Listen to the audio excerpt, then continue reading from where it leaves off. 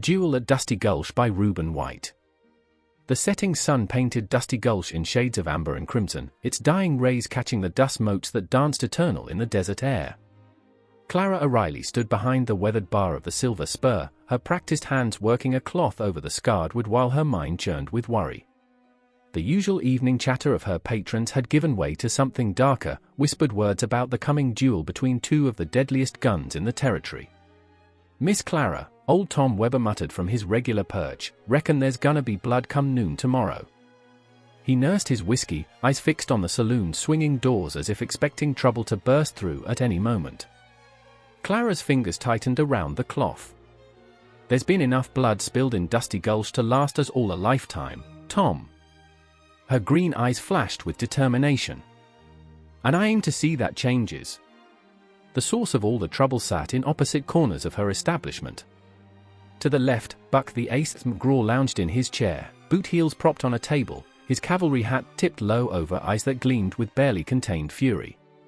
In the far corner, Jett Deadshot Harlan sat ramrod straight, methodically cleaning his revolver with movements as precise as a church clock.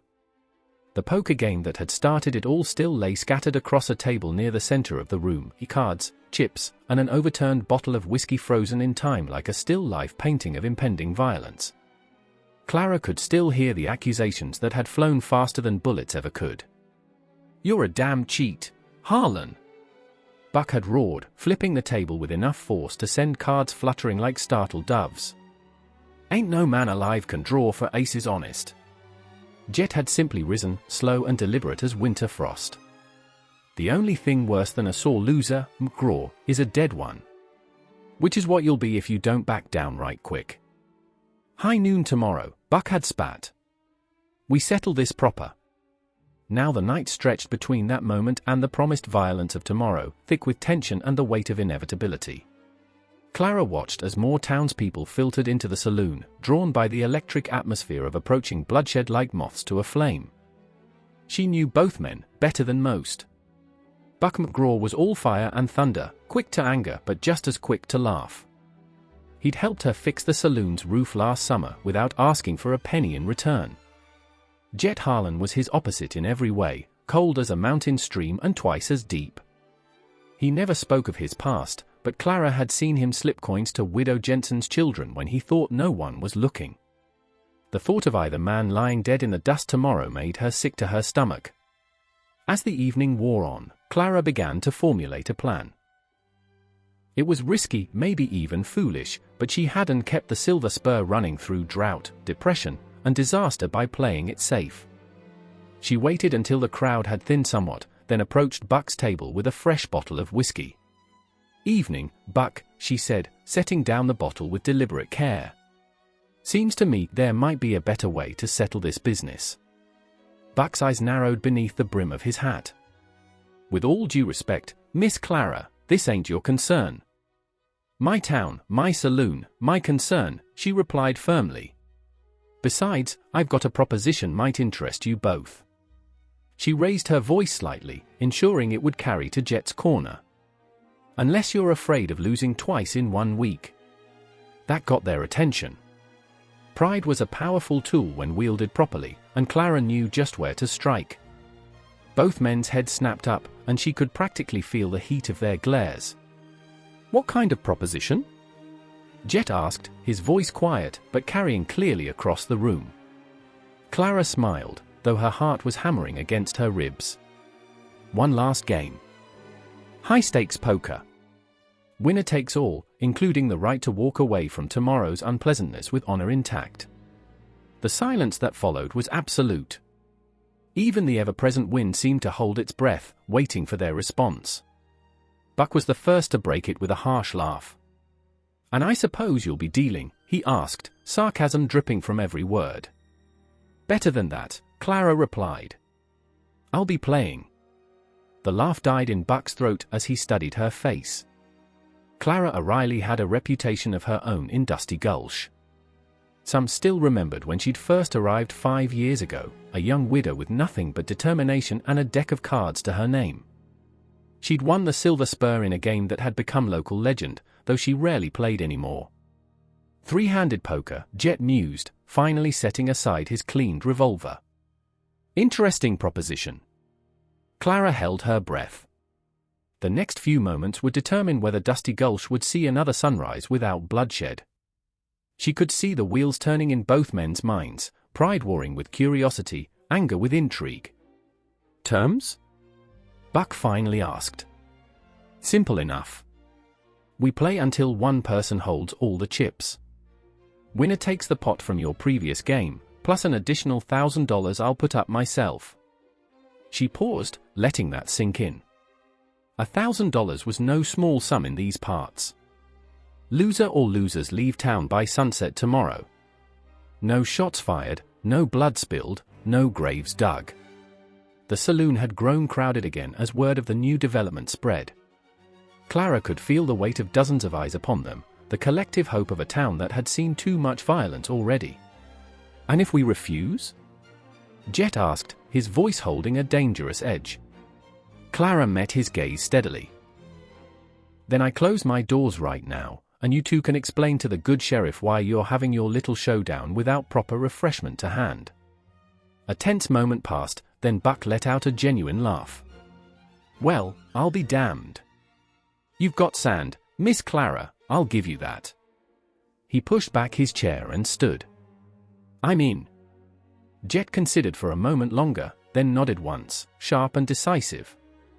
The game that followed would be talked about in Dusty Gulch for years to come.